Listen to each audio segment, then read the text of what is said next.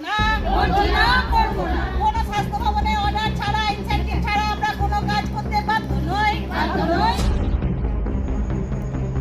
দীর্ঘদিন ধরে ইনসেনটিভ বাকি, প্রতিবাদে ব্লক স্বাস্থ্য আধিকারিককে স্মারকলিপি। দুর্গাপুর ফরিদপুর ব্লকের লাউদোহা উপস্বাস্থ্য কেন্দ্রের প্রায় 100 জন আশাকর্মী শুক্রবার ব্লক স্বাস্থ্য আধিকারিকের কাছে একটি স্মারকলিপি প্রদান করল।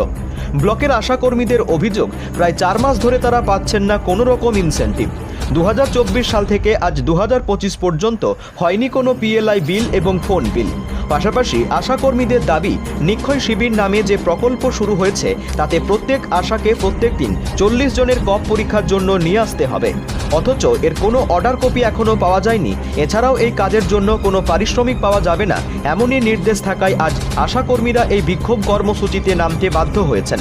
এরকম বেশ কয়েক দফা দাবিকে সামনে রেখেই এদিন আশাকর্মীরা ব্লক স্বাস্থ্য আধিকারিকের কাছে একটি স্মারকলিপি জমা করলেন।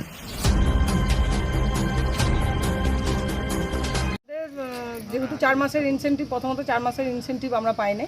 বিগত 24 সাল থেকে 25 সালে জুন অবধি 1 বছর হলো পিএলআই যেটা আমরা পাই সেটা পাইনি।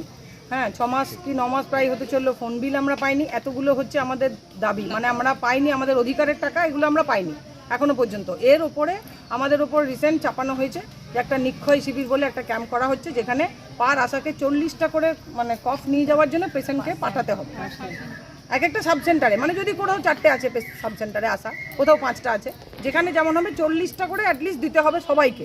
তো আমরা এটা ফ্রি অফ কস্ট, তারপর কোনো অর্ডার কপি এটার নেই।